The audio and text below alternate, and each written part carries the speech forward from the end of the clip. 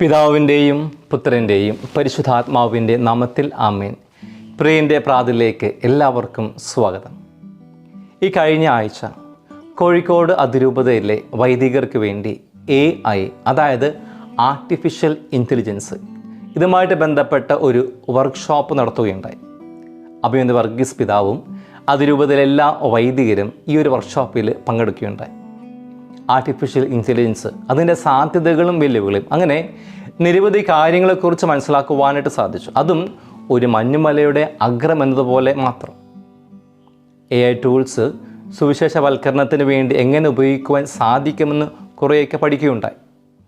ഈ വർക്ക്ഷോപ്പിൽ പങ്കെടുത്ത ഒരു വൈദികൻ്റെ സംശയം ഇപ്രകാരമായിരുന്നു: നമ്മൾ ലാപ്ടോപ്പിൽ നിന്നും കമ്പ്യൂട്ടറിൽ നിന്നും ഫോണിൽ നിന്നുമൊക്കെ ഡിലീറ്റ് ചെയ്യുന്ന ഡാറ്റ അത് പിന്നീട് മറ്റുള്ളവർക്ക് റിട്രീവ് ചെയ്യുവാൻ സാധിക്കുമോ എന്നതായിരുന്നു ആ വൈദികൻ്റെ ചോദ്യം.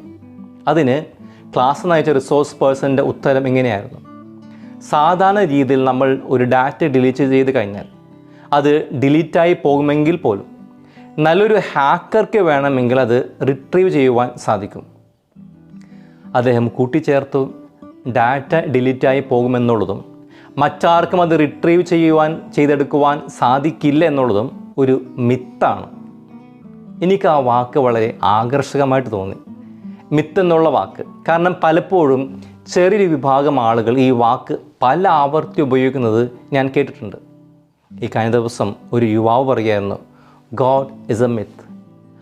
ഞാൻ അവനോട് പറഞ്ഞു, God is not a myth but a reality. ഇന്നത്തെ സമൂഹത്തിൽ കണ്ടുവരുന്ന ഒരു പുതിയ ട്രെൻഡാണ് ഗോഡ് ഇസ് എ മിത്ത്. ദൈവം ഒരു മിഥ്യയാണ് എന്ന്, ദൈവം ഒരു കെട്ടുകഥയാണ് എന്നുള്ളത്. എന്നാൽ നമ്മുടെ എല്ലാവരും അനുഭവത്തിൽ നിന്നും പറയാൻ സാധിക്കും ദൈവം ഒരു യാഥാർത്ഥ്യമാണ് എന്നത്. കാരണം നമ്മൾ പലരും അനുദിനം അനുഭവിച്ചറിയുന്ന സത്യമാണ് ദൈവം ഒരു യാഥാർത്ഥ്യമെന്നത്. ദൈവം എന്ന യാഥാർത്ഥ്യം മനുഷ്യൻ്റെ ബുദ്ധിയോ അറിവ് കൊണ്ടോ ഒരിക്കലും അളക്കുവാനായിട്ട് സാധിക്കില്ല, പൂർണ്ണമായിട്ട് ഗ്രഹിക്കുവാൻ സാധിക്കില്ല. കാരണം അത് മനുഷ്യനെ പോലെ പരിമിതനായിട്ടുള്ളൊരു ജീവിക്ക് ഈശ്വരനെ പോലെ അഭിനിമിതനായിട്ടുള്ള ഒരു പ്രതിഭാസത്തെ പൂർണ്ണമായിട്ട് ഉൾക്കൊള്ളുവാനായിട്ട് സാധ്യമല്ല. ചുരുക്കി പറഞ്ഞാൽ സർവ്വവ്യാപിയായിട്ടുള്ള ദൈവത്തിൻ്റെ ചൈതന്യത്തെ പൂർണ്ണമായിട്ട് ഗ്രഹിക്കുവാൻ മനുഷ്യന് കഴിയില്ല. എന്നാൽ ഏറെക്കുറെ ദൈവിക രഹസ്യങ്ങൾ ഗ്രഹിക്കുവാൻ മനുഷ്യന് സാധിക്കും. അത് ദൈവം ആർക്ക് നൽകണമെന്ന് ഇച്ഛിക്കുന്നുവോ അവർക്ക് ലഭിക്കും. കൃപ ലഭിച്ചവർക്ക് അത് കൂടുതലായിട്ട് മനസ്സിലാക്കുവാനായിട്ട് സാധിക്കും. ഇന്നത്തെ സുവിശേഷത്തിലൂടെ നമുക്ക് ലഭിക്കുന്ന ഒരു ഉൾക്കാഴ്ചയും ഈ ഒരു സത്യമാണ്. എല്ലാവർക്കും ദൈവിക രഹസ്യങ്ങൾ ഗ്രഹിക്കുവാൻ സാധിക്കില്ല. അത് കൃപ ലഭിച്ചവർക്ക് മാത്രമേ ദൈവിക രഹസ്യങ്ങൾ മനസ്സിലാക്കുവാനായിട്ട് സാധിക്കുകയുള്ളൂ. സുവിശേഷത്തിൽ വളരെ വ്യക്തമായിട്ട് ഈശോ പറയുകയാണ്, സ്വർഗത്തിൻ്റെയും ഭൂമിയുടെ നാഥനായിട്ടുള്ള പിതാവേ, നീ ഈ കാര്യങ്ങൾ ബുദ്ധിമാന്മാരിൽ നിന്നും വിവേകികളിൽ നിന്നും മറച്ചു വെച്ച് ശിശുക്കൾക്ക് വെളിപ്പെടുത്തിയാൽ ഞാൻ നിന്നെ സ്തുതിക്കുന്നു. ഇവിടെ ബുദ്ധിമാന്മാർ എന്ന് യേശു ഉദ്ദേശിക്കുന്നത് തങ്ങളുടെ അറിവിലും പദവിയിലും അഹങ്കരിക്കുകയും ദൈവത്തിന് മുൻപിൽ തങ്ങൾക്കെല്ലാം അറിയാമെന്ന് ഭാവിക്കുകയും ചെയ്ത നിയമജ്ഞരെയും ഫരിസരുമാണ്. ശിശുക്കൾ എന്നുകൊണ്ട് ഈശോ അർത്ഥമാക്കുന്നത് പ്രായം കൊണ്ട് ചെറിയവരല്ല, മറിച്ച് ഹൃദയത്തിൽ കപടതയില്ലാത്ത, ദൈവത്തിൽ പൂർണ്ണമായിട്ട് ആശ്രയിക്കുന്ന, ദൈവത്തിൽ വിശ്വസിക്കുന്നവൻ, സഹായം ചോദിക്കുവാൻ മടിക്കാത്തവൻ, കരയാൻ ലജ്ജിക്കാത്തവൻ, പ്രത്യാശ കൈവിടാത്തവൻ, എളിമയുള്ളവൻ. മറ്റൊരു വേളയിൽ ഈശോ ഈ കാര്യം നമ്മളെ ഓർമ്മപ്പെടുത്തുന്നുണ്ട്. മത്തായി 5:3, ആത്മാവിൽ ദരിദ്രരായിട്ടുള്ള ഭാഗ്യവാന്മാർ, സ്വർഗരാജ്യം അവരുടേതാണ്. ക്രിസ്ത്യ ജീവിതത്തിൻ്റെ ഏറ്റവും ആഴമേറിയ ആത്മീയ തത്വങ്ങളൊന്നാണത്. ഇവിടെ ആത്മാവിൽ ദരിദ്രർ എന്നുദ്ദേശിക്കുന്നത് ഭൗതികമായിട്ട് പണമില്ലാത്തവരല്ല, മറിച്ച് ദൈവത്തിൻ്റെ മുൻപിൽ സ്വന്തം നിസ്സാരത തിരിച്ചറിയുന്നവരും പൂർണ്ണമായിട്ട് ദൈവത്തിൽ ആശ്രയിക്കുന്നവരുമാണ്. അതായത് എൻ്റെ ബുദ്ധിയോ പണമോ പദവിയല്ല, ദൈവത്തിൻ്റെ കൃപയാണ് എന്നെ വഴി നടത്തുന്നത് എന്ന് എളിമയുള്ള ചിന്താഗതിയാണ്. ചുരുക്കത്തിൽ ദൈവത്തിൽ പൂർണ്ണമായിട്ട് ആശ്രയിക്കുന്ന, തങ്ങളുടെ നിസ്സാരത മനസ്സിലാക്കുന്ന എളിയവരായിട്ടുള്ള മനുഷ്യരെയാണ് ഇവിടെ ഈശോ ശിശുക്കൾ എന്ന് അഭിസംബോധന ചെയ്യുന്നത്. പ്രിയപ്പെട്ടവരെ, ഈ വചനം നമ്മുടെ ഇന്നത്തെ കേരളത്തിൻ്റെ സാഹചര്യമായിട്ട് കൂട്ടി വായിക്കുമ്പോൾ ഇതിൻ്റെ ആഴം എത്ര വലുതാണെന്ന് നമുക്ക് മനസ്സിലാക്കാൻ സാധിക്കും. ഇന്ന് കേരളീയ സമൂഹത്തെ ബാധിച്ചിരിക്കുന്ന ഒരു വിപത്താണ് അറിവിൻ്റെ അഹങ്കാരവും ആത്മീയ ദാരിദ്ര്യവും.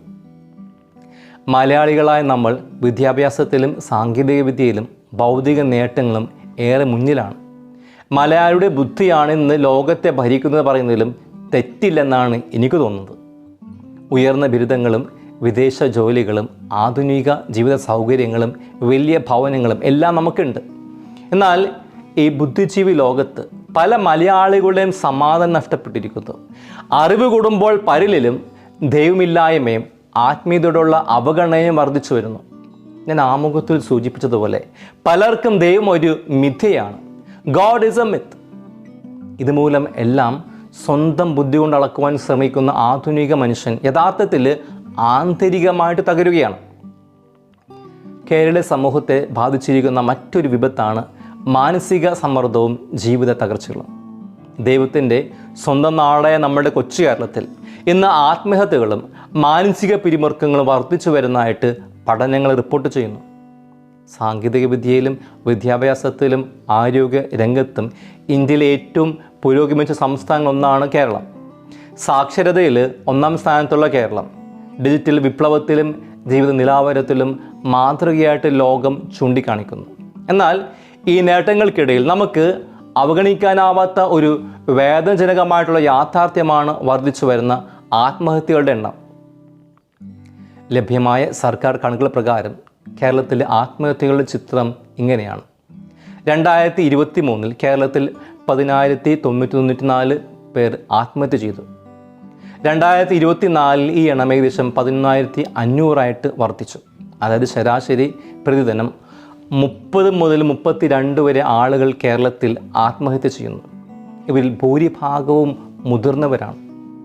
കുടുംബ പ്രശ്നങ്ങൾ, സാമ്പത്തിക ബുദ്ധിമുട്ടുകൾ, രോഗങ്ങൾ, ലഹരി, മാനസിക സമ്മർദ്ദം, ഏകാന്തത എന്നിവയാണ് പ്രധാന കാരണങ്ങളായിട്ട് റിപ്പോർട്ടുകളിൽ ചൂണ്ടിക്കാണിക്കുന്നത്.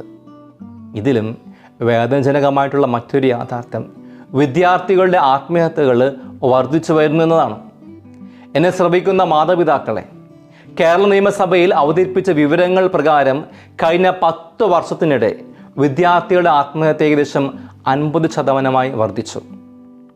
കോഴിക്കോട് ജില്ലയിൽ മാത്രം ഒരു അധ്യയന വർഷത്തിൽ 53 വിദ്യാർത്ഥികളാണ് ആത്മഹത്യ ചെയ്തത്. അതും 13 വയസ്സുള്ള കുട്ടികൾ പോലും ആത്മഹത്യ ചെയ്തിട്ടുണ്ട്. ഈ കണക്കുകൾ വെറും അക്കങ്ങളല്ല. ഓരോ സംഖ്യയ്ക്കും പിന്നിൽ ഒരു കുടുംബമുണ്ട്, ഒരു അമ്മയുടെ കണ്ണുനീരുമുണ്ട്, ഒരു പിതാവിൻ്റെ തകർന്ന സ്വപ്നവുമുണ്ട്, പൂവണിയാതെ പോയ ഒരു ജീവിതമുണ്ട്. ഇന്ന് മാതാപിതാക്കൾ എന്ത് വിലയും കൊടുത്ത് കുട്ടികൾക്ക് പഠിക്കുവാനായിട്ട് എല്ലാ സൗകര്യങ്ങളും ഒരുക്കുന്നുണ്ട്. ആർട്ടിഫിഷ്യൽ ഇൻ്റലിജൻസ് ഉണ്ട്. ലോകത്തിലെ മികച്ച സർവകലാശാലകളുടെ ക്ലാസ്സുകൾ കൈവിരൽ തുമ്പിലുണ്ട്. പക്ഷെ ഒരു ചോദ്യമുണ്ട്: എന്തുകൊണ്ടാണ് അറിവ് വർദ്ധിച്ചിട്ടും അവർക്ക് പ്രത്യാശ കുറയുന്നത്? എന്തുകൊണ്ട് ദൈവഭയം ഇല്ലാതെ പോകുന്നു? മാതാപിതാക്കളെ, നിങ്ങൾ അവർക്ക് ഈശോയെ എല്ലാം നൽകിയപ്പോൾ ഈശോയെ നൽകിയോ?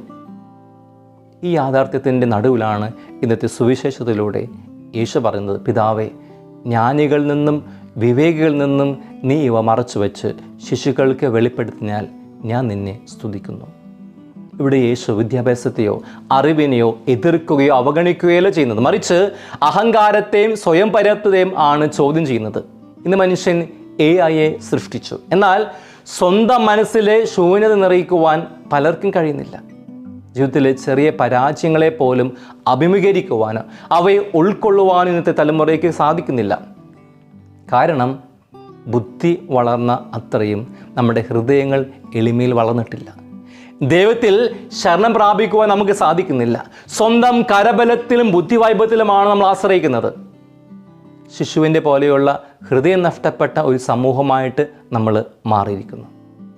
ഇന്നത്തെ കേരളത്തിൻ്റെ മറ്റൊരു വലിയൊരു വേദനയാണ് കുടുംബ ബന്ധങ്ങളിലെ വിള്ളലുകളും പ്രായമായ മാതാപിതാക്കൾ അനുഭവിക്കുന്ന ഏകാന്തതയും. അറിവും പണവും കൂടുമ്പോൾ പരസ്പരം വിട്ടുകൊടുക്കുവാനുള്ള മനസ്സിലായ്മയും അഹങ്കാരവും കുടുംബങ്ങൾ തകർക്കുന്നു. ലോകത്തിൻ്റെ ജ്ഞാനവും വിവേകവും കൊണ്ട് ജീവിതത്തെ നേരിടുവാൻ ശ്രമിച്ച പരാജയപ്പെടുന്ന ഈ സാഹചര്യത്തിലാണ് യേശു നമ്മളെ ശിശുക്കളെപ്പോലെ എളിമയുള്ളവരാകുവാനായിട്ട് ക്ഷണിക്കുന്നത്. യേശു വെളിപ്പെടുത്തിയ ഈ വലിയ ദൈവിക രഹസ്യത്തെക്കുറിച്ച് സഭാപിതാക്കന്മാരും വിശുദ്ധരും മനോഹരമായിട്ടുള്ള ഉൾക്കാഴ്ചകൾ നൽകിയിട്ടുണ്ട്. സഭാപിതാവായിട്ടുള്ള വിശുദ്ധ ജോൺ ക്രിസോസ്റ്റം ഈ വചനത്തെ വ്യാഖ്യാനിച്ചുകൊണ്ട് ഇങ്ങനെ പറയുന്നു: ദൈവം അറിവിനെ മറച്ചു വയ്ക്കുകയല്ല ചെയ്തത്, മറിച്ച് മനുഷ്യൻ തന്നെ സ്വന്തം ബുദ്ധിയിൽ അഹങ്കരിച്ചപ്പോൾ അവൻ ദൈവത്തിൻ്റെ രഹസ്യങ്ങൾ ഗ്രഹിക്കുവാൻ കഴിയാതെ പോയതാണ്. ഒരു ശിശു അമ്മയുടെ കൈകളിൽ പൂർണ്ണമായിട്ട് ആശ്രയിക്കുന്നത് പോലെ ദൈവത്തിൽ ആശ്രയിക്കുന്നവർക്ക് മാത്രമേ അവിടുത്തെ സ്നേഹവും മനസ്സിലാക്കുവാൻ സാധിക്കൂ. അതുപോലെ തന്നെ ജ്ഞാനത്തിൻ്റെ കൊടുമുടിയിൽ നിന്നിട്ടും ദൈവത്തിന് മുൻപിൽ ശിശുവായ മഹാനായ വിശുദ്ധ അഗസ്റ്റിൻ തൻ്റെ ജീവിത അനുഭവത്തിൽ നിന്നും ഇപ്രകാരം എഴുതി: നീ ജ്ഞാനിയാകുവാൻ ആഗ്രഹിക്കുന്നുവെങ്കിൽ ആദ്യം എളിമയുള്ളവനാവുക. കാരണം ദൈവത്തിൻ്റെ കൃപ ഒഴുകുന്നത് താഴ്വരകളിലേക്കാണ്, അഹങ്കാരത്തിൻ്റെ പർവ്വത മുകളിലേക്കല്ല. ആധുനിക കാലഘട്ടത്തിൽ ദ ലിറ്റിൽ വേ, ചെറിയ വഴി എന്ന ആത്മീയതയിലൂടെ ലോകത്തെ മുഴുവൻ അത്ഭുതപ്പെടുത്തിയ വെലിസുവയിലെ വിശുദ്ധ കൊച്ചു തെരേസ ഒരിക്കൽ പറഞ്ഞു: ദൈവസന്നിധിയിൽ വലിയവനാകുവാൻ എനിക്ക് വലിയ കാര്യങ്ങൾ ചെയ്യേണ്ടതില്ല. ഒരു കൊച്ചുകുട്ടിയെ പോലെ ദൈവത്തിൻ്റെ സ്നേഹത്തിൽ ആശ്രയിച്ച് ചെറിയ കാര്യങ്ങൾ വലിയ സ്നേഹത്തോടെ ചെയ്താൽ മാത്രം മതി. പ്രിയപ്പെട്ടവരെ, ഇന്നീ ദിനം വചനത്തിൻ്റെയും സഭാപിതാക്കന്മാരുടെയും വിശുദ്ധരുടെയും ജീവിത സാക്ഷ്യങ്ങളിൽ നിന്നും തിരുസഭ നമ്മളെ ക്ഷണിക്കുന്നു. എളിമപ്പെട്ടുകൊണ്ട് കർത്താവിൻ്റെ കരബലത്തിൽ ആശ്രയിക്കാൻ.